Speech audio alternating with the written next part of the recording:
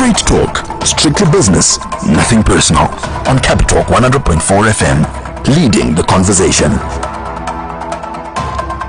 It's 14 minutes past 8. Welcome to this morning's Straight Talk. In the studio with me this morning is Deputy Chief Secretary to the President and Cabinet, Mr. George Charamba. We'll have a wide-ranging discussion this morning, ending just before we get to the news at 9 o'clock. You can be part of it. Contact us on our usual numbers, 0717 777 495 112 077 269 This discussion is live on Facebook, so you can join us there and send in your comments and contributions as well. Mr. George Charamba, good morning and thank you for joining us on Straight Talk. Good morning and good morning, Zimbabwe. It's great to have you here. As I mentioned, we'll kick off with a discussion around the President's four-nation tour and perhaps you can give us an understanding of what happened on the tour and what sort of things we can look forward to as time goes on. So a lot of questions as we kick off actually around whether, first of all, the trip was necessary and in terms of the expense and also the appropriateness of the timing, particularly regarding the situation prevailing in the country at the time. Well, if you recall, when the new dispensation was inaugurated, there was an articulation of the policy position of government, namely that we must try and make sure that Zimbabwe breaks the jinx of isolation. And this as a result of the land reform program, which had in fact started from about 2000. So essentially a key pillar of the Second Republic was to ensure that we reconnect with the rest of the world. And that program of reconnecting with the rest of the world centered around three basic policy initiatives. Firstly, to engage with the international community, and this is in respect of those countries we didn't have any prior diplomatic relations with. Secondly, to re-engage, which meant those countries who would have fallen out of favor with us as a consequence of the land reform program. And then the third component of it had to do with international financial institutions, or IFIs. And if you recall, as a result of the raft of sanctions that we had got from both the European Union and the Americans, Zimbabwe was shunned by international financial institutions. So essentially there was a need for us to reconnect. Let me be very specific in terms of this four-nation, well, initially it was a five-nation tour, but it ended up being a four-nation tour. The President had been invited to Eurasia sometime last year, but on account of a congested program, he wasn't able to meet that fixture. And in fact, he pushed it further down to the early part of 2019.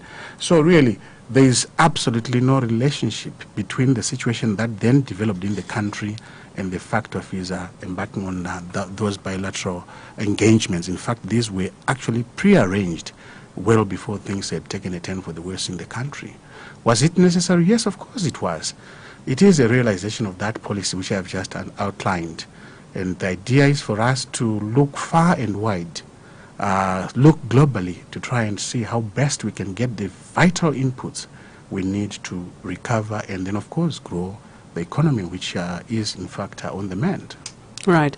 So perhaps you can talk us through the different things that happened on the trip. The trip kicked off in Russia, the President meeting President Putin there. Perhaps you can give us a sense of what came out of those deliberations. Yes, the meeting with the Russian President was in fact the high point of the engagement. But I can assure you that before then, there was in fact, we barely had a single hour, except, of course, when we were asleep, where we had rest. We were meeting business people. We were meeting our own students. It was just one program after the other. Mind you, yes, there was a diplomatic component to this trip, but fundamentally, Zimbabwe was looking at engaging the business community, because ultimately, and in an environment where we are not able to get some financial inputs from the IFIs, it means we must target what is termed foreign direct investment, FDI, which is why for us it was critical beyond the political leadership to then try and engage the business chambers of Russia. And we had quite a big turnout and huge interest Generally, historically, Russia has not had much contacts with Southern Africa. In fact, it is largely focused on North Africa. We are trying to get Russia to Southern Africa, but not just to Southern Africa, but handling Zimbabwe as the preferred center of its own operation by way of capital, by way of technology, and by way of its own industrial plans. So really, we looked at quite a number of areas in respect of Russia, principally mining. Mm-hmm. And in respect of mining, I want to make specific reference to two minerals. Platinum, and you are aware that there's a Russian project which is close to Derwendel. It has been mothballed for too long a period because of a certain shareholding misunderstanding. And this was not very good for us because that's a fabulous resource. So the president went all out to try and, resolve that matter, and happily the matter was resolved, and you should be able to see the first tranche of $300 million being sunk into this economy as part of the investment around the project. By the way, the investigations in terms of the deposit or the subsoil asset itself have been completed, and the results are extremely positive, which means it's all systems go. So we should have quite a huge input by way of that project. So really that project is, we can take it as a project which is on the go now. Then the second area of interest from our point of view had to do with diamonds. You would be aware that the Russians were actually involved in the diamond exploitation in the country, I think around the Chimanimani area. When we consolidated on our diamond industry, we then took a decision to, as it were, localize activity around, mining activity around the diamond area. And that was in respect of the alluvial diamonds, which is how ZCDC came about. But after we developed a new diamond policy, we then came up against very basic facts which we must confront as a country. Sure. That yes, whilst we might want to be nationalistic about it and think that diamonds are a strategic mineral which must be preserved of government, there are certain inputs we require. Inputs by way of financial capital, inputs by way of technology, inputs by way of even just the expertise which compel us to go into partnerships with other nations. As a matter of fact, we are almost close to exhausting our alluvial diamond deposits, which means we are now going into a new dimension of mining diamonds in this country, which is two-edged, if you want. There is what we call the conglomerate diamond mining, where you are literally crashing big boulders of rock to try and access the gems that are embedded inside. And then we are going to the second dimension, which has to do with kimberlites. These are pipes, and working on conglomerates and kimberlites require lots of expertise, require lots of capital, require lots of capital, both in the sense of finances as well as in terms of technology. So really, we realize that Russia is in fact the world leader in terms of development of diamond sector. And to that extent, we teamed up with a company called Arosa, which is going to come into the country and is going to partner with public enterprises for the exploitation of diamonds. Whilst we are still at that, I might as well get your listeners to appreciate the fact that in the next months or so, we should be announcing at least 2 major diamond finds, new diamond finds, greenfields if you want, in the country. One in the general area of Mashingo, I won't be specific, lest you abandon your mic and rush off in that direction. Yeah, another one is close to Harare as Chiwota area. And these are real high-value deposits, which we now have to look at. But more critically, we are aware that there are quite a number of other subsoil assets of a diamond nature strewn all over the country. The only trouble being that we have not prospected. Zimbabwe is a virgin girl. She is not at all discovered in terms of what her value is in subsoil terms. So Arosa is coming as a partner for the enterprise, but Arosa is also coming as a prospector, so that we begin to understand what it is that we are worth as a people and as a country. So in your deliberations and discussions that you were describing there in Russia and the various meetings that you had, I would imagine there were some concerns raised about Zimbabwe as a destination for all of the, the exploration that you're talking about. What are some of the key concerns that are being raised, and what were your responses to them? Well, that we are weak communicating our proposition. We are unknown, yet we are in fact highly mineralized. In fact, when you try and audit the known deposits, mineral deposits that are in the country, we are upward of 61. In fact, it's actually much easier to talk about minerals we don't have than minerals that we have. And the amazing thing is that for all that endowment, there is little that is known about Zimbabwe as a mining proposition. So that was the biggest challenge that we faced. Everything else, well, was really subject to discussions. Yes, they were a bit uncomfortable about our indigenization policy, sure, but which is now history anyway, because we have since changed it, and we've since evolved new policies to do with critical minerals that we considered as strategic. So really that ceased to be a talking point. Right. So Russia was the key highlight, as you've mentioned. Of course, there was Kazakhstan, there was Belarus, and Azerbaijan. Perhaps you can talk to us about some of the key highlights of those three countries. Maybe before I leave Russia, I think there was a key component to do with agriculture. There was a key component to do with retooling our own industries. Another key component to do with value addition in respect of many products which are in the country. If I were to give you the statistics around diamonds, you'll be shocked. If you are dealing in rough diamonds, you are probably looking at a global value of about 24 billion only. If you try and cut and polish those diamonds, you double your value to 42 or thereabout $billion. Then, if you target your beautiful finger by way of rings and all those value-added things, the figure skyrockets to about 96 billion. For as long as we remain stuck at the initial stage, in other words, for as long as we remain at Chiadzwa and not in the factory, we are actually confining ourselves to the $24 billion value. I think the whole idea was for us to try and see how we can beneficiate all our minerals, see how we can beneficiate all our agricultural products, see how we can beneficiate many other areas, cotton, tobacco, you name it, so that we can actually move up the value chain. And for that to happen, it means we have to have the technology, we have to have the capital. So that was a key component. The third component that I want, again, just before we leave Russia, to highlight for your listeners is that Russia has played a critical role in terms of developing certain skills that are so dire in our country.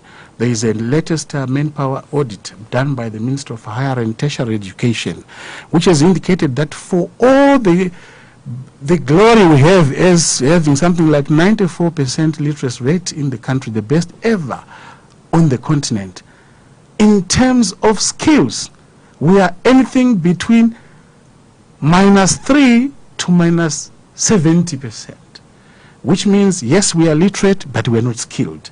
Yet it is skills that, in fact, transform a society, which is really an area of weakness from our perspective. So the Russians are prepared to give us lots of scholarships. In fact, if you've checked in one of your one of your papers, I can say Sunday Mail because you are part of the same group.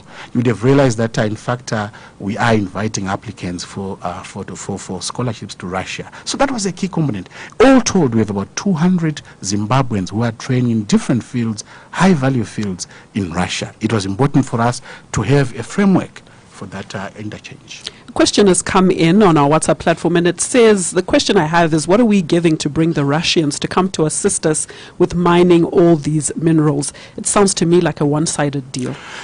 I try and avoid language which is philanthropic to assist us. The Russians are coming here as partners.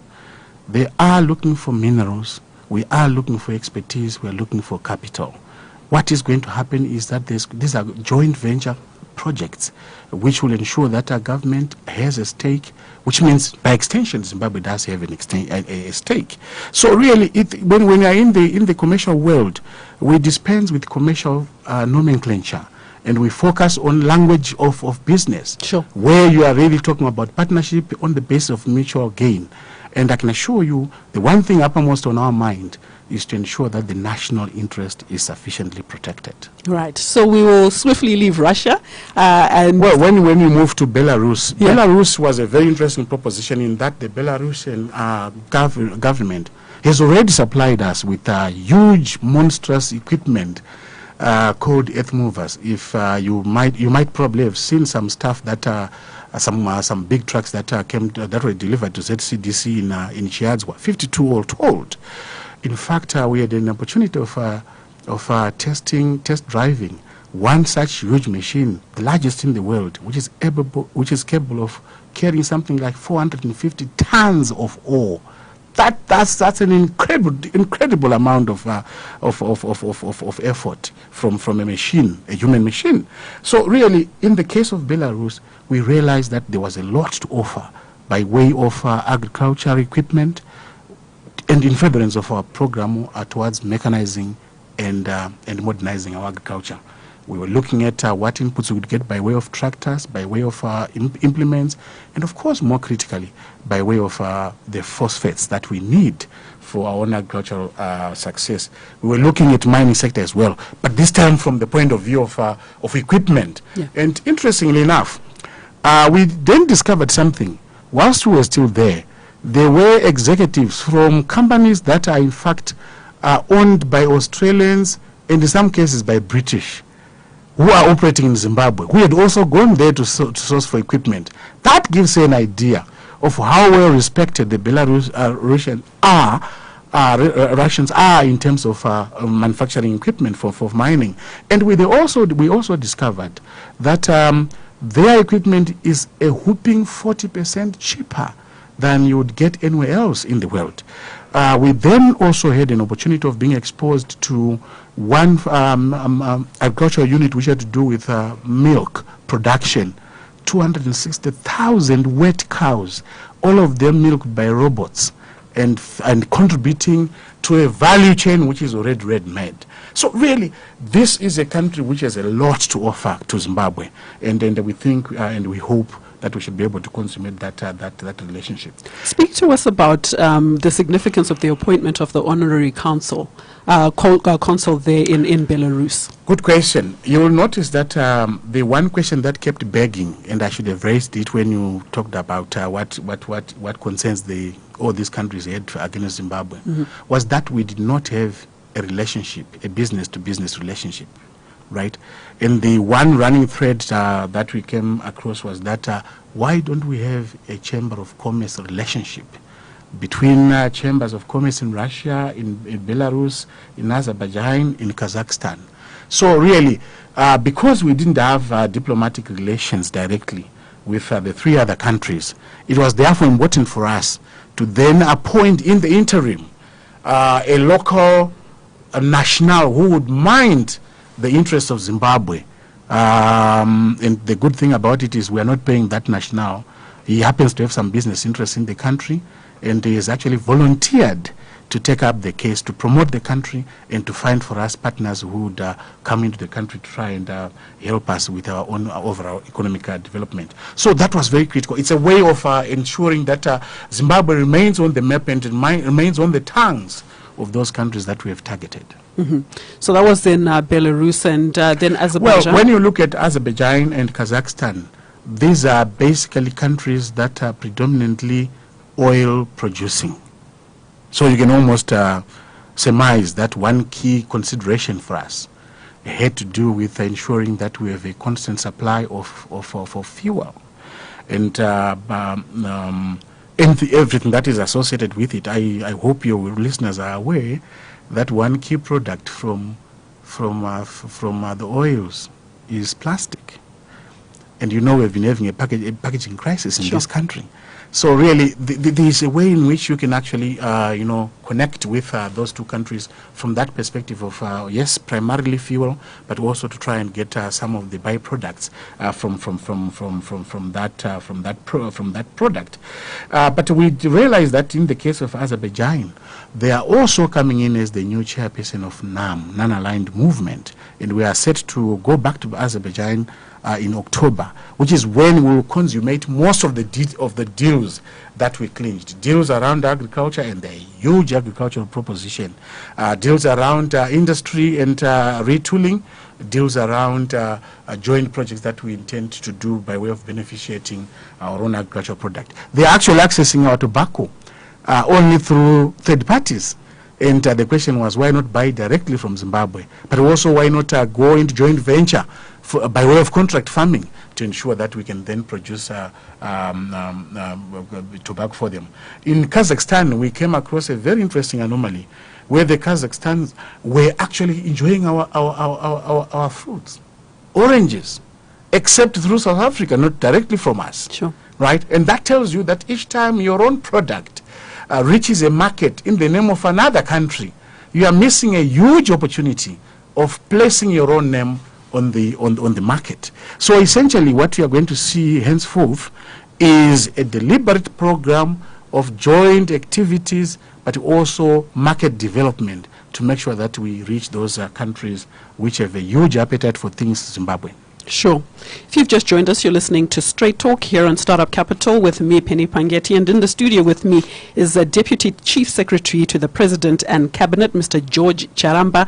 We've been having a discussion about the President's just ended 4-nation tour to Eurasia and some of the things that came about as a result of that trip. If you want to be part of the discussion, the studio numbers are 0717 777 495 or 112 0772 269 229. Mr. Charamba, as you mentioned, this trip was supposed to be a 5-nation tour, and the President then decided that he would come back and not make the trip to Davos. He announced this on Twitter in a tweet that said, in light of the economic situation, I'll be returning home after a highly productive week of bilateral trade and investment meetings. The first priority is to get Zimbabwe calm, stable, and working again. Of course, he was referring to the unrest that was happening in the country at the time, stayaways that became protests, that became the destruction of property, and sadly the loss of life. Let's talk about the discussions around the decision to come back at that time. Was there ever a discussion around whether he should come back early, as was the call back home? Well, you made reference to the internal situation as one of the factors that may have prompted the President to come back much earlier. I would say yes, but residually. In fact, as early as when we were at the Russian stage of the trip, the President intimated to me that we were no longer proceeding to Davos, and he gave 3 very compelling reasons for it. Firstly, when we left Harare, we had targeted 3 critical delegations as our interlocutors by way of the feathering the policy of re-engagement. These were the Germans, these were the French, and the British.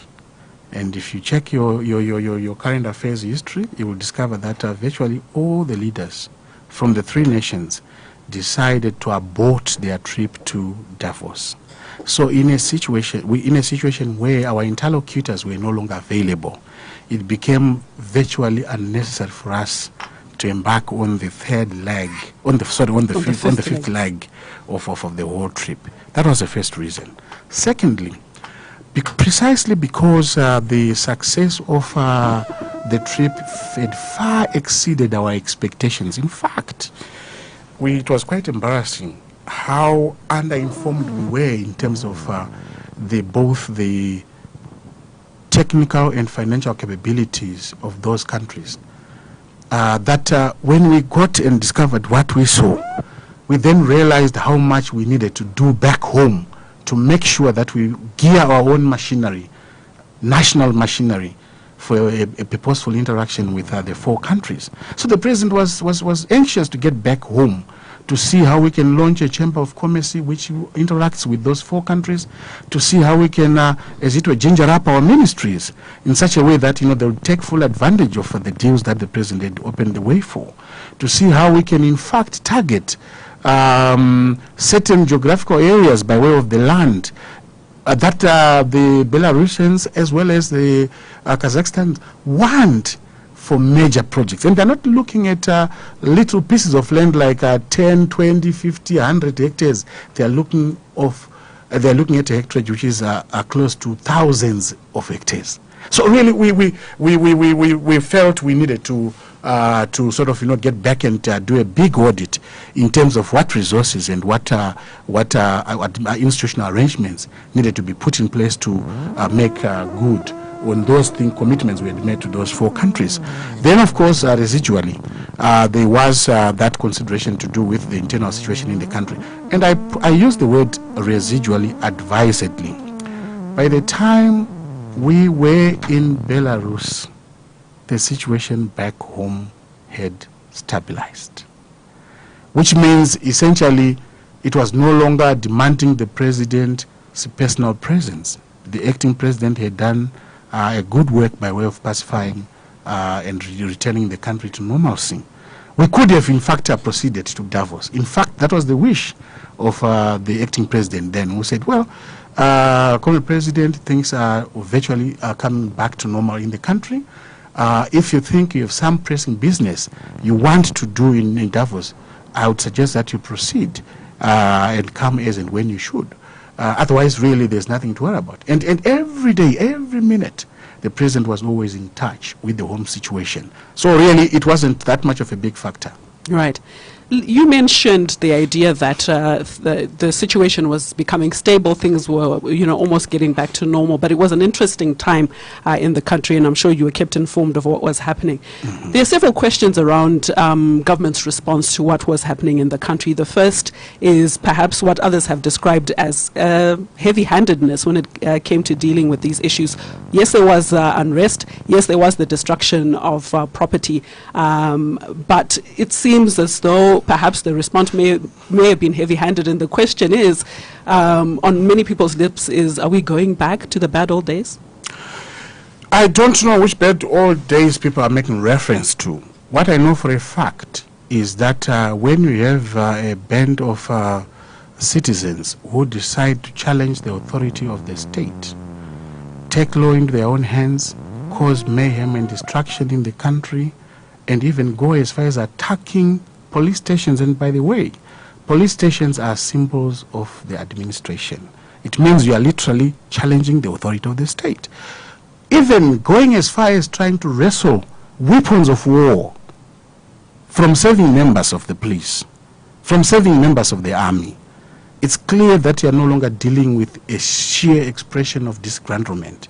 You are now dealing with a potential threat to law and order and stability in the country. Now, I want Zimbabweans to know it, and know it very clearly.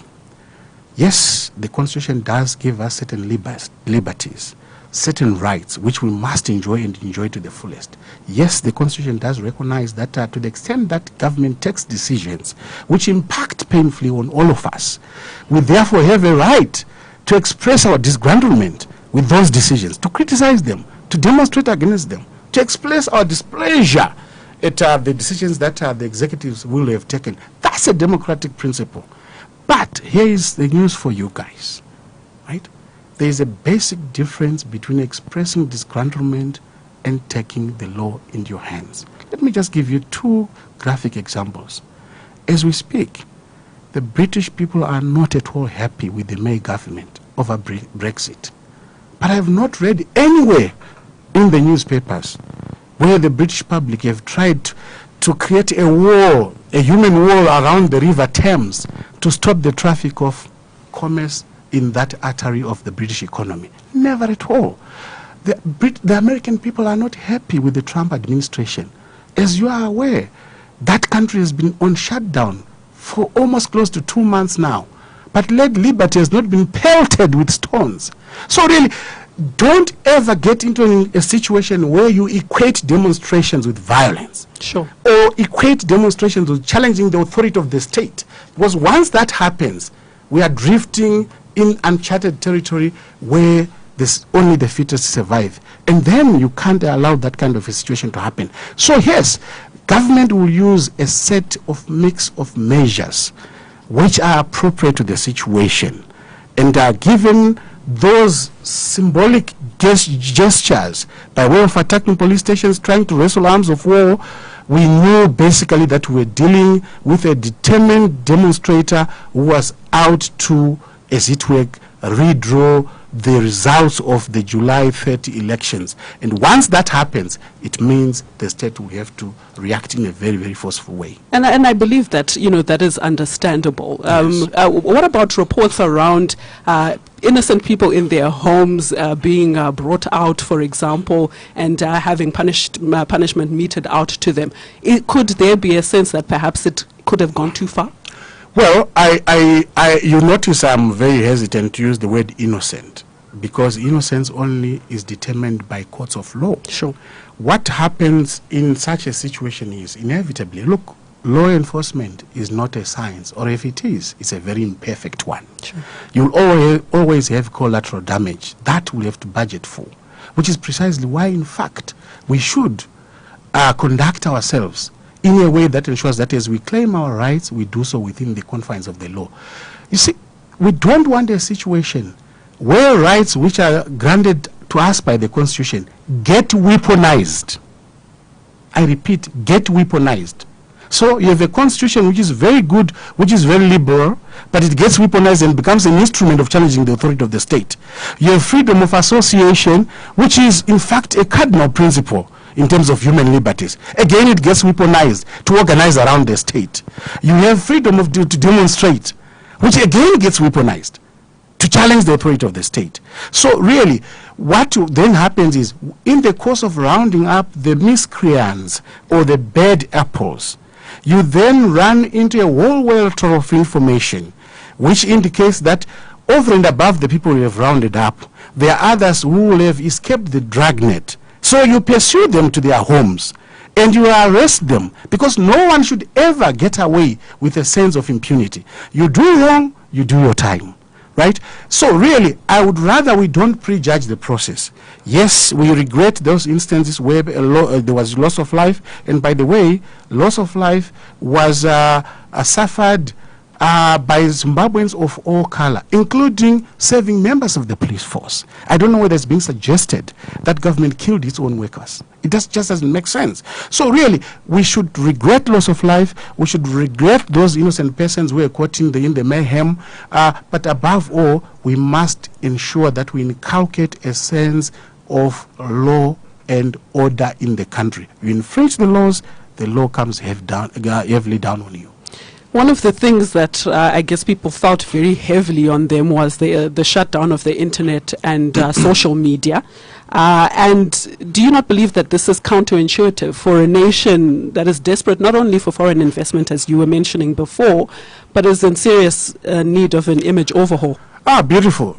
Intuition will tell you that the biggest intuitive reflex is self-preservation, isn't it? It's not listening to the internet. Because then it presupposes that before internet we didn't have any intuition, right? You cannot, and I used a very figurative way of putting it across. Please, Zimbabweans, don't pity the bird while forgetting the dying bird. Sorry, don't pity the plumage of the bird while forgetting the dying bird. Sure. For you to enjoy freedom of expression, for you to circulate ideas, for you to express yourself, you have to be alive. And you can't be alive in an environment where your very well-being is being threatened. And as a matter of fact, it's a standard practice that whenever you have very serious civil disturbance in any country or an attack of a terrorist nature, and we saw it recently in the UK, those services are suspended only for the duration of the disturbances. In our case, it was even more compelling because we then discovered that the internet was being used to coordinate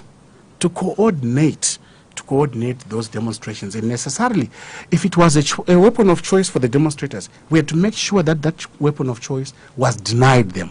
This is why even in your profession, and you work for a radio station, the one rule you are always told is that never cover writer's situation live, because then you end up exacerbating the environment, isn't it? Now, with the internet, is a very different ballgame altogether, because you can't delay your coverage. It's always live all the time. which means it then becomes a tool of coordinating those that are out to cause chaos and mayhem in society. So yes, it will be suspended. It was suspended, and it will be suspended in the future. Coming back to the issue of investors, just about on Friday, in fact it was, we met a Belgian investor who said, Mr. President, I don't put my money in a country which is unstable. I don't put my money in a country where law and order is not assured. I look at how the authority of the state, can it secure my investments? I look at the judiciary. Can it arbitrate in the event of difficulties? I look at the general work environment to say, can my workers come to work and go back home, to come back again? So really, let's not over-dramatize false arguments to think that investors come here for internet. They have better internet services in their own country. But surely they need them here when they go to do business. Yes, they do, but they also, above all, they need peace. And that's the primary consideration. After all, why are we trading peace for internet? I don't know whether the argument was peace or internet. Well, why can we not have peace with the internet? Well, exactly, which means no demonstrations which are violent. Then we have our internet and we enjoy it. Like now, yesterday we had the demonstrations of lawyers. Sure. Was the internet cut? No. It was well reported, that one. So let's speak around issues of communication, and there have been several things that have been discussed in the press, yes. Particularly on this issue of the internet. At the time that this was happening, Deputy Deputy Information Minister came on national TV and said it was not an internet shutdown, flatly denied it, and then it came, of course, that this was the case.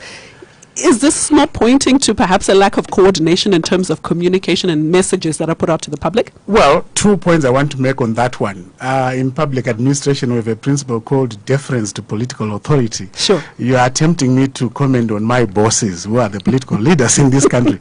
Anyway, for the sake of your listeners, I will breach protocol and do that. Thank you. When you are facing a riotous environment, it's not always that you have to share information when the situation is still unfolding, lest you inflame the environment. So I perfectly understand why the minister did not come clean on that matter, right? Because then you would have had a new dimension developing around agitation around the internet. You know what? The interesting thing about your generation, which is not my generation, and sure. I'm 57 years old, is that I can grab a slice of bread from your hand, you won't fight back. But if I grab your phone, you'll hit me back. Right. Because this is the scale of value. We are living with a new generation which apparently considers internet much more important than their own lives, than their own peace, than their own food. Yet Maslow tells me that the first level of things is that you must exist. Right. So there's a couple of things there. The first is around the justification of saying something that was blatantly not true. And you're saying in some circumstances that may be justifiable. He was trying to manage a difficult situation. Sure. Yes. So really, yes, you might consider that as untruthfulness, but I can assure you, he erred on the side of the desire for stability, and it worked. Right. And then in terms of the coordination of communications, is it not problematic when members of the public hear one message from essentially what should be one mouthpiece, one message there, and another message at another time? I know what you are hinting at. Much later, I gave an interview sure. from Eurasia, where I indicated and confirmed that, in fact, we had shut down the internet. Check your time. By that time, the situation on the ground had returned to normalcy. So we could afford to share more information with the public. But I can imagine the situation of the deputy minister who was in situ. He was in the kitchen. It must have been very hot. You know, you are dealing with a very volatile situation, very mobile situation where quick decisions will have to be taken. And you must try by all means to ensure that you don't exacerbate or inflame the situation much further. So really, under the circumstances, I can perfectly understand what really was happening. But I would not consider that as an indication of confusion in terms of communication. If anything, it was a staggered communication for the purpose of stabilizing the situation. So let's stick on this issue around communication. In recent days, there was a Sky News report that talked about and showed members of the military and police assaulting a handcuffed civilian, and they filed footage. The police came out and said initially that footage was from 2016. Right. After which a second statement was made by the police retracting that earlier statement, saying one of the officers in that video had been arrested following the crime. So, I mean, this is just another example of... Isn't it beautiful that you have a police force that can retract? Why was the statement made in the first place? Well, because you see, when you are in my type of job, you have a journalist who wants answers. Sure. Right? And you have to quickly think of a holding position, pending investigations. Right? In an environment like our own, if you say, well, hang on, let me do a bit more investigations and I'll come back to you, it's treated as a way of evading issues. The police were honest enough to say, sorry, we were wrong. The gentleman who was in the video was in fact a member of our own force. And as it turns out, a member who is on suspension, apparently for theft. Right? Now, what for me was critical was not so much the fact that the spokesperson of the police got it wrong initially, as the fact that we're getting a hint at this puzzling question on those ghostly figures, often seen police uniform, working surreptitiously, brutalizing the public, but working outside the law and orders of the command structure of the police or the military. That for me was the story. I think we are getting closer to a situation where we are beginning to out those rogue elements who, because of their tenuous association with the police force, continue to in fact perpetrate crime, taking the cover of the very institution that used to be their own employer in the first place. I think that's, for me, that's very critical. You know, we have another case which the verdict passed in the courts just recently, where a policeman touches a Zupco bus. Now, how would you reconcile that with the role of a policeman? It just doesn't make sense to me. So there are many lessons to be drawn, but it's also clear that there is a third hand that was at play, and it is the responsibility of government to ensure that that third hand is exposed. Otherwise, as a citizen, I would feel very unsafe to stay in a country where a person dons on or attires themselves with police uniform, picks on arms of war which are used by law enforcement agencies, and then moves about terrorizing me. I would feel terribly unsafe. So really, for me, that was critical, right? Less the fact that, there was an inconsistency in the first place. Those things do happen in communication. Right. So many questions and comments, as you would imagine, happening, and I've just been informed that we will continue our discussion after we go to the news at 9 o'clock. But a big issue now that you're here is around the president's Twitter account. Yes. Right. So we can start that discussion before we get to the news at 9 o'clock. Right. So there have been several issues around the president's Twitter account. In January, he came out as saying he officially communicates with us members of the public using the Twitter account. And then you're quoted as having said, people mustn't put words in the president's mouth based on things that are written on Twitter. Yes. A deputy minister of information also comes in and says things purporting to, pointing to the fact that perhaps we shouldn't take everything that's said on that Twitter account as, coming directly from the president. What's the official word with the president's Twitter account? I don't think there is any confusion over there. When I was out in Eurasia, there was a Twitter account that issued a statement in my name. Tell you what, I don't have a Twitter account. So really, these are the hazards of the platform we call social media, where Twitter accounts can easily be cloned, where words can be generated and attributed to a person. How about at Idim I'm which is getting a verified? I'm getting well. In the first place, no one came back to me. No one from your profession came back to me to ask which particular message are you making reference to. Sure. No one did.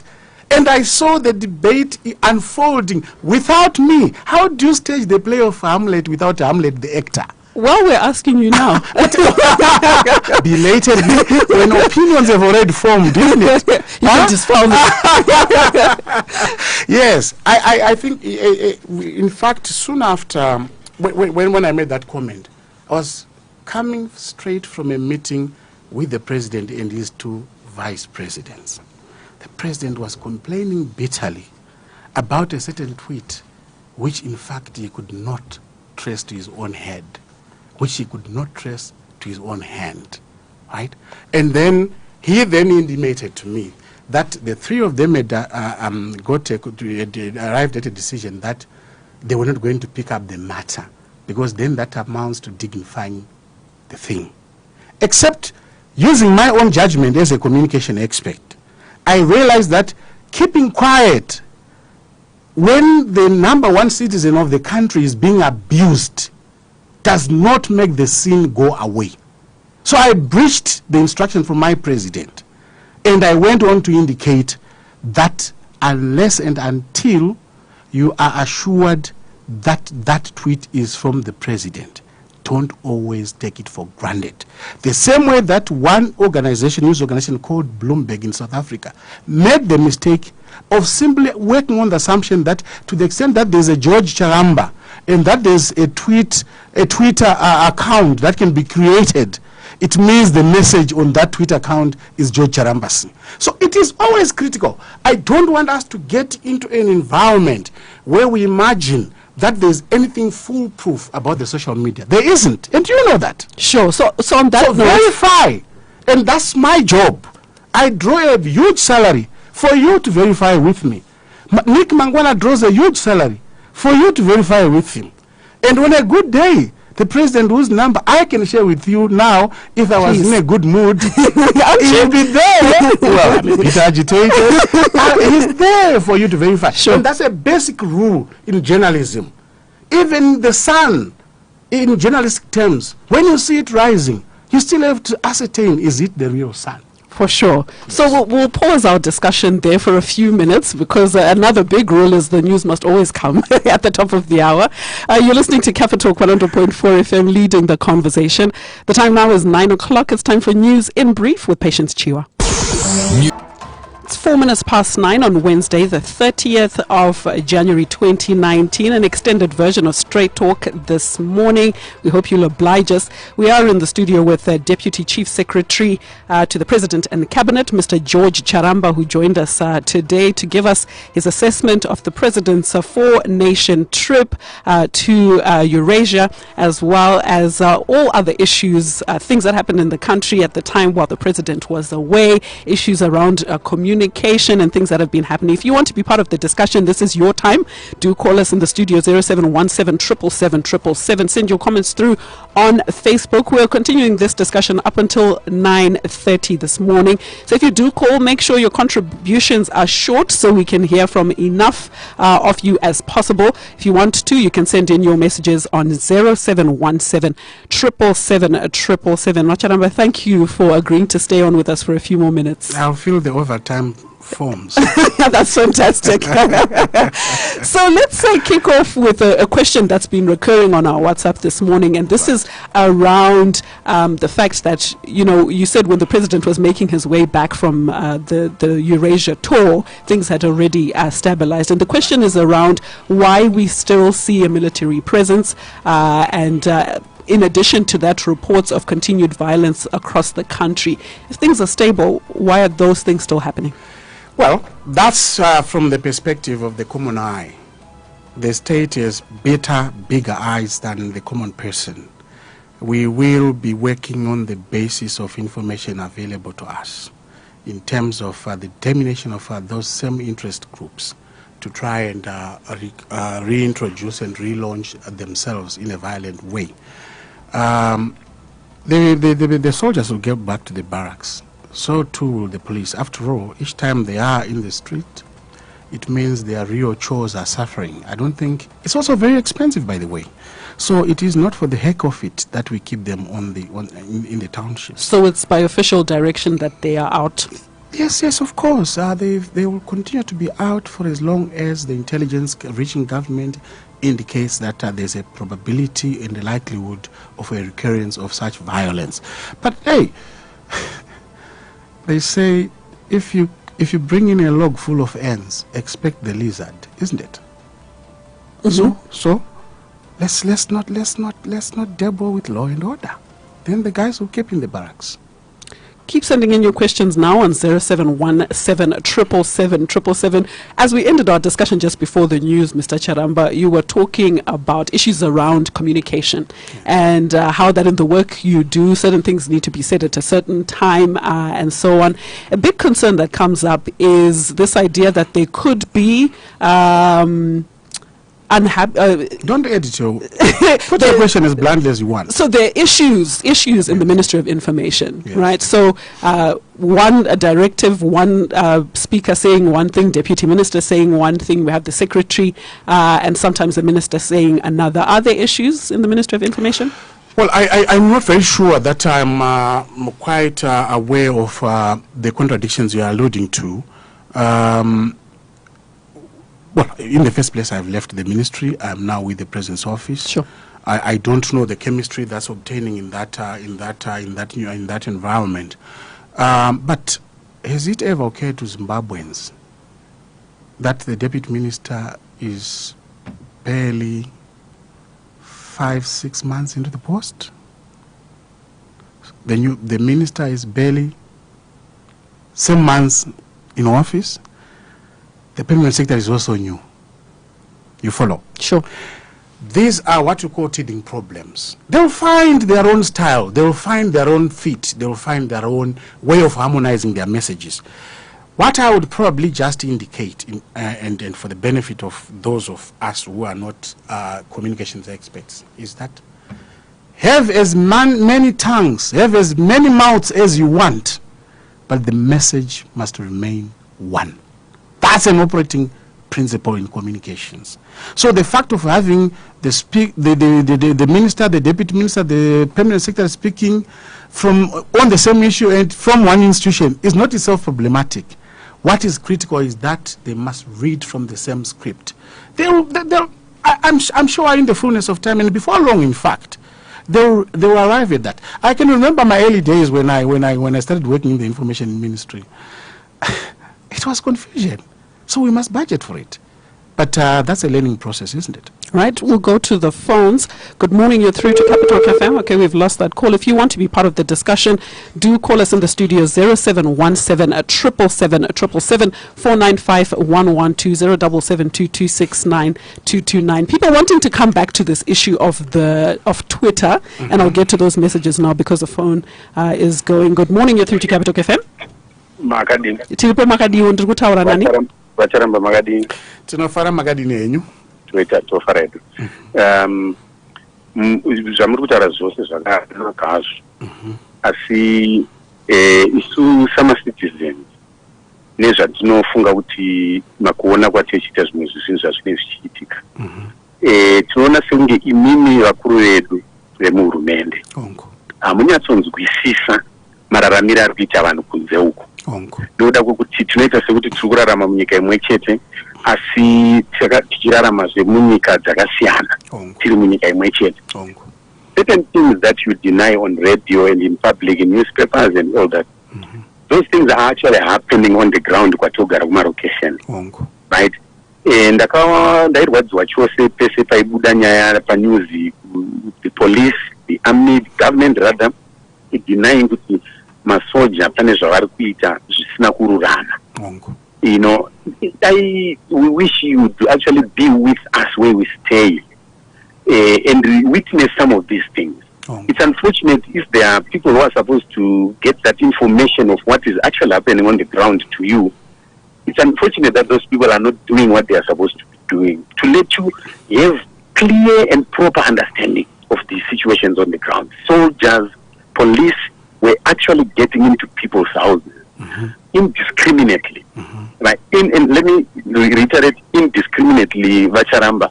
I know mambo taura ini muchitaura kuti anzi ndingirikini vachine vanhu vanenge vaine information yekuti ava ndo vakanga vachiita zvakati vanhu vakadai anenge avaona ivavo ndiani ivo vari vanhu the same people vari kugara mapurisa masoja iwayo haabvi ukoko vazhinji vacho handisi saka vanhu vanenge vachitoziva zviri kuitika maneighbors magarira atakaita mumarokesheni tinenge tichiziva zviri kuitika but kutaura chokwadi vacharamba soldiers and police were actually indiscriminately getting into people's homes and in some cases beating them and also raping some women, you know.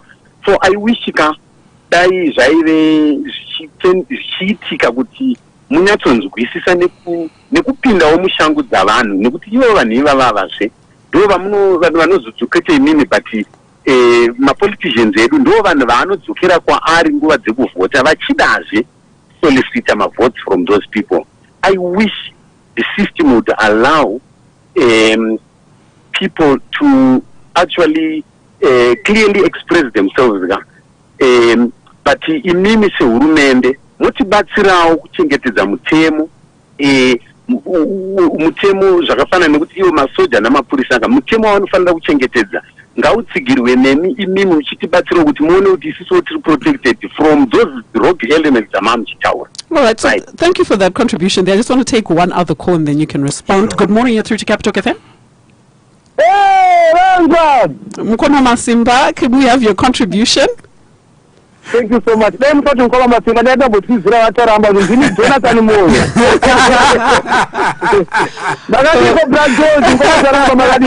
Mkono Masimba, munofara ere? Munofara uya akaenda uya achadzoki. Uya achadzoki. Ani nyaya dzake. Ari zvachakatizira.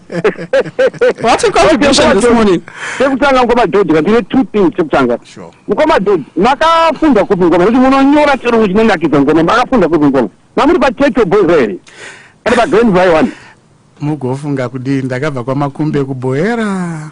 Ndobva ndaenda kuzimuto, ndokuenda kuMount Selinda, ndokuenda kuMutare Mudhara, ndokuzoenda pa University of Zimbabwe, ndokuita madegree yangu ipapo yekutanga, ndokuzoenda kuUNISA, ndokuita mamwe madegree, ndokuzopedzisira ndaa kuUK. Ndokuita rimwe kabuzi chete. Notenda. Ongo. Aiwa tinotenda Mkoma. Totenda very inspiring. Mkoma George, inini ndinokuziva ndakamboshanda nemi kuMinistry of Information. Ndashanda ndiri under CC Pupu. I'm sure you know yes, I do. Right? You're a very tough man. CC Pupu akandibasa kuti ndikujaire ipo ndaitokutyai. Ndaitokutyai singeti. Because when I'm in straight, right? So Mkoma George, ndakugara ku Australia now. I'm 35 years old. At the moment ndiri kuchanda na president. Mkoma George, chokutanga ndiri munina wenyu asimuka kuti mpano Mkoma Masimba. Tatsambura Mkoma George muri Zimbabwe. Andinoenda blema. Mkoma George, ndida kutibvunza Mkoma kuti toita sei sevapana wenyu takamira chanduko chii tikutadza toita sei kuti at least tikwanise kuona chekudya tikasawarara Mkoma George ndikuziva muri very tough muri very tough asi ndabvunza ndakamirira vapana vangu majeto ise sekugrand zvimwe ndakakunga kane patikutadza here Mkoma George takabotika zvemademonstation and takatyora mutemo ende takarohwa zveshuwa and ndinovaziva vanawo when you want to do rough they use the laws and they unfortunately the minimum force andika so Mkoma George toita sei ndinokubatsirwa nemutibatsiro kuti pane patikuresha what can we do kuti vamunangagwa chitonga kudaro titange kuwana sadza tichiwanawo kuti takutanga kudyawo vamunangagwa vari pachigaro pachipapo takamira next election. Right, so I'm going to have to cut off Mkoma Masimba there, but you heard the gist of what he's asking. I did. And of course the first question there that came in around what seems to be a disconnect between what people are experiencing on the ground and what reports are saying and what's reported officially. Ndoda chazo kutanga nekutenda vachaya runhare varume vaviri ava indi chikuru sandoda kutenda kubuda pachena kwavo. Ndofunga tikatanga pa premise yekuti tinotaura nachokwadi zvinoita kuti nyika yedu iende mberi. In fact, you notice the president has now appended another word. It's no longer Zimbabwe is open for business, it is also open for dialogue. We can't seek for dialogue nama outsiders when we are not having it at home. Sure. And so it is critical for us to engage as Zimbabweans. Even after this period, we still have to talk. And when we talk, it means we will find each other. Yes, I agree. Panotushuka chironda, panotu wahubuda anditi. There are instances where you can have members of the police force or even the military who can go overboard. That's has to be expected. But that's not the intention of deployment. Deployment is meant to restore order and normalcy in our communities. Deployment is meant to account for those wrongdoers who must be made to account for their own actions. That's the primary objective of that. Now, if you look at the tweet here, President, that tweet does actually acknowledge that there may have been instances in my excesses, which is why, on the basis of that reckoning, the President then instructed the police and the military to put my numbers in the public domain so that we then get my victims of those excesses to come forward for purposes of making sure that we take action, remedial action. We litigate against those offending members of the force, assuming they are coming from the force. So far, we have had one response from Chitungwiza. We have also had an interesting report from Jane Williams. Actually, there are so many claims they rape. Her organization, I think it was WOZA, has tried to meticulously follow through those reports, and they have not been able to validate those claims. So we must allow for instances where there are innocent people who may have been caught up, but we must also allow for instances where we drifted into the realm in anyone's black propaganda, where horror stories were being manufactured precisely to cause disaffection between the citizen and the authorities, the citizen and the leadership.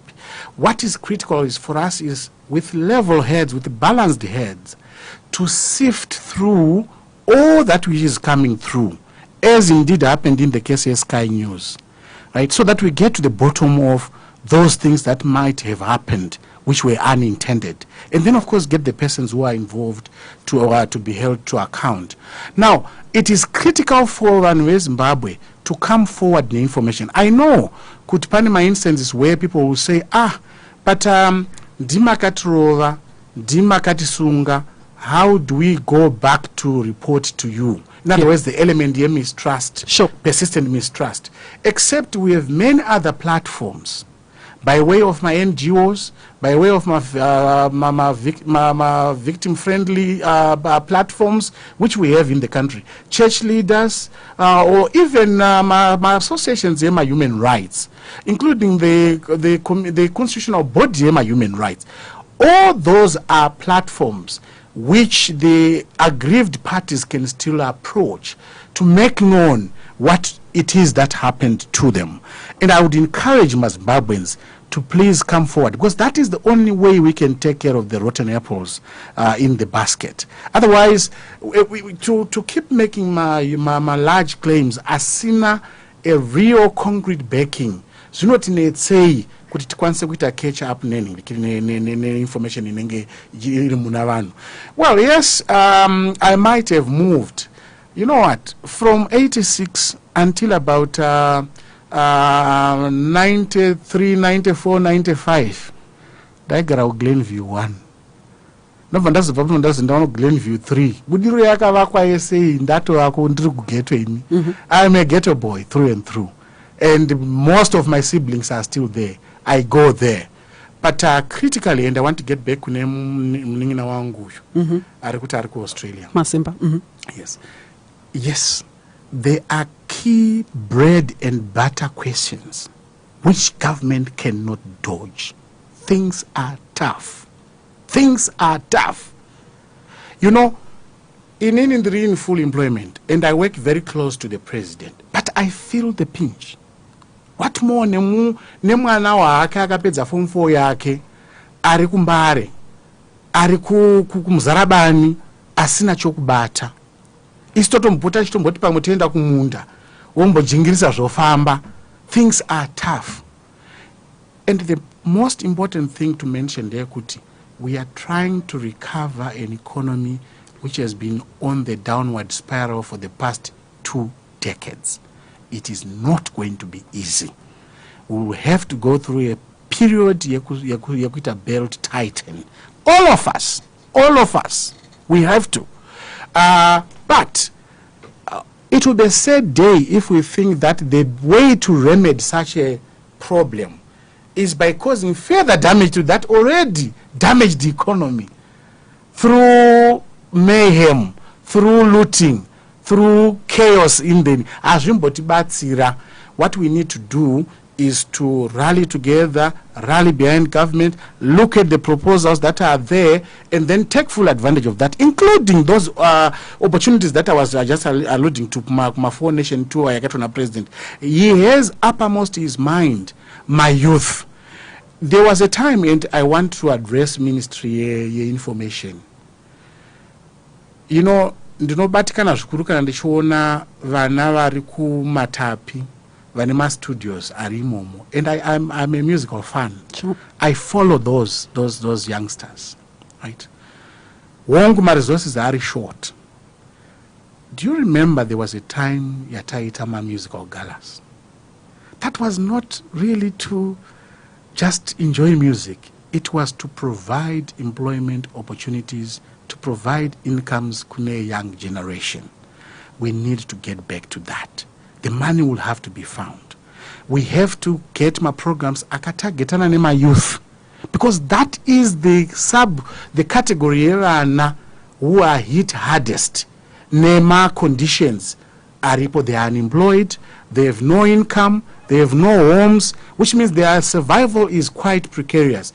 And then they vent it out as anger, resulting in those things that we saw happening some 2 weeks back. Regrettable, but maybe understandable.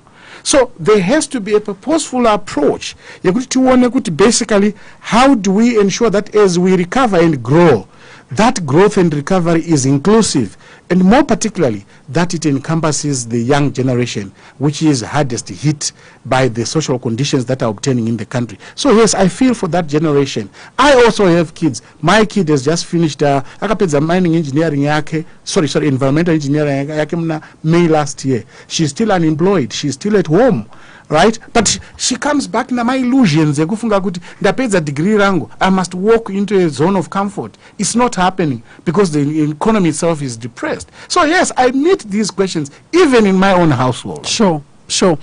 So many questions coming in on the issue of the president's Twitter account, and I will try and merge them all into one. Okay. When we had a discussion around the president's Twitter account and whether we should use it as a platform for official communication, there's a point at which he said there was a tweet from the president which was not identified to the president's hand, or the president himself indicated that it was not attributable to him. First of all, which tweet was that, is the question, and was it an official page? Who is tweeting on behalf of the president? Well, I wouldn't want to go into the question who is tweeting on behalf of the president,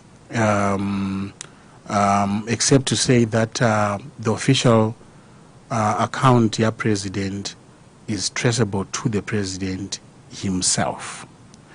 Pane matweets akati one day akabuda, mamwe achona anga achisuggest a conflict situation within the presidency.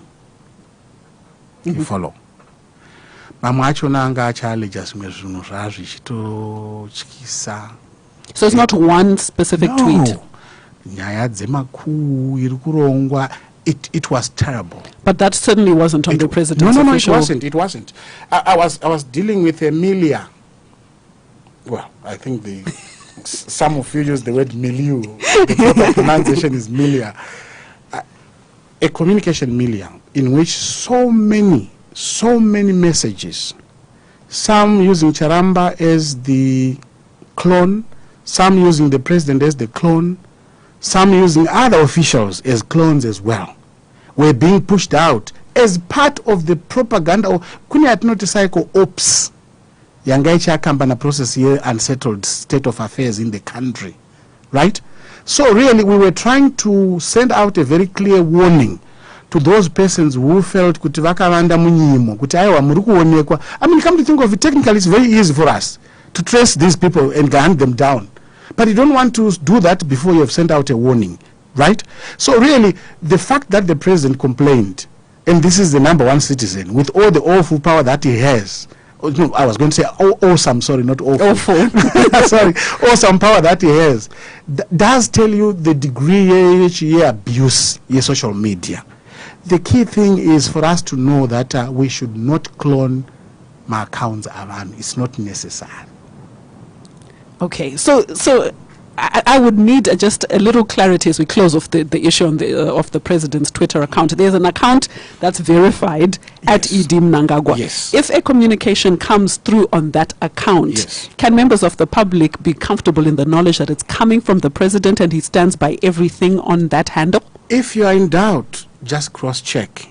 And I'm on 0712807018. And it's recorded, so the number is there. It's there. It's a public number. And you know what?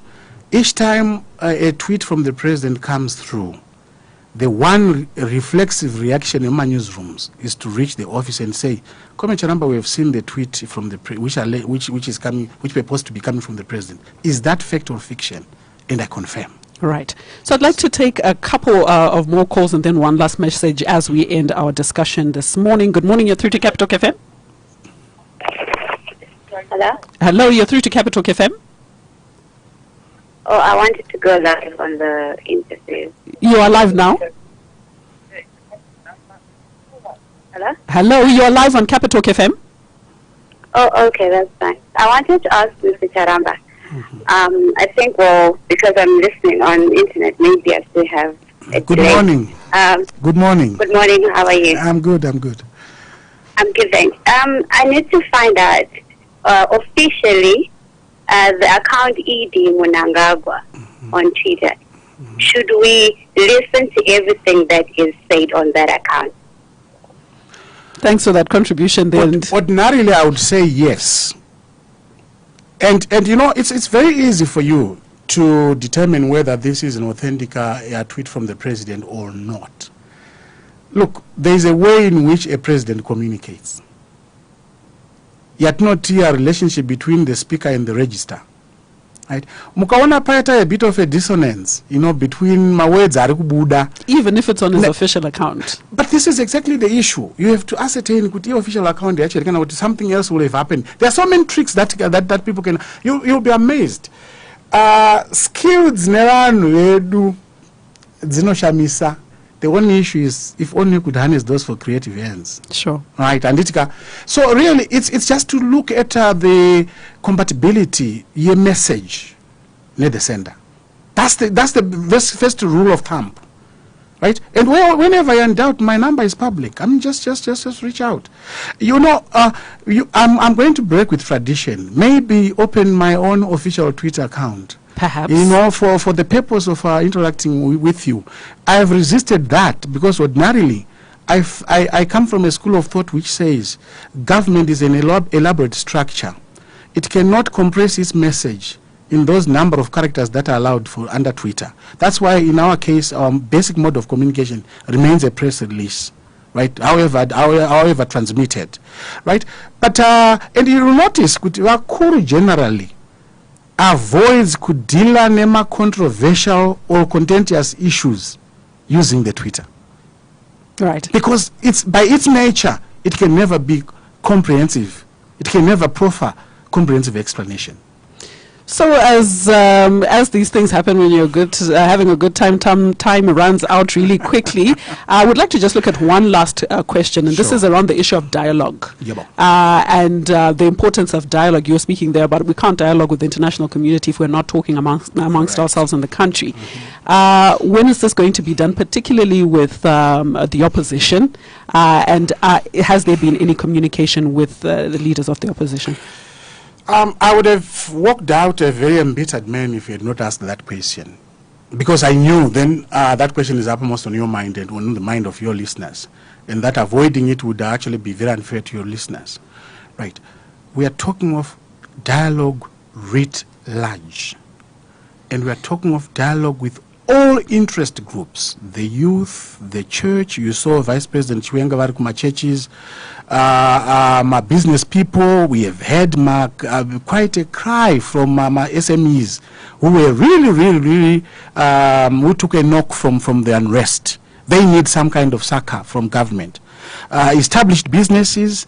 We are talking about discussion name various interest groups. Then we are also talking about my discussions near opposition. And opposition writ large. Go back to your statistics and remember the number of parties that participated in the July 30 elections. I hate a situation where the notion of opposition becomes synonymous with a person or one organization. It means we must have a broad-based dialogue. Except a precondition for dialogue is that the interlocutors must know each other, respect each other, and give each other the status that they deserve. Now, you have a very interesting situation where in political terms, you have one of the leaders of the opposition who lost elections, went to contest that loss in the Constitutional Court, lost that contestation, still insists that his interlocutor, in this case President E.D. Mnangagwa, is not legitimate. Right? Now, you are creating an acrimonious environment which doesn't promote dialogue. It does not help. Meanwhile, he needs the dialogue more than anyone else. I think we all need the dialogue. Yes, but some need it better or more acutely than we do. You and me can dialogue like we are doing now without you having not to recognize me as the Deputy Chief Secretary. If he had, I would have walked out on you, isn't it? If I hadn't recognized that you are the person now manning the station, you would have walked out on me, isn't it? Right? The basic issue is let's accept the verdict of the people, right? And start from that premise that this is the president and this is the leader of an opposition party. Then on the basis of that, we are then able to interact. No preconditions. You can't then have a situation where someone convenes a press conference to say no preconditions to dialogue, yet in fact he's setting preconditions himself. That's a contradiction in terms. So I'm happy now that the street action has failed. I hope they come to their senses and realize that nothing short of jab or jo will see us. So dialogue will happen? It will happen, but there must be the conditions that are necessary for it to happen. Right. Yes.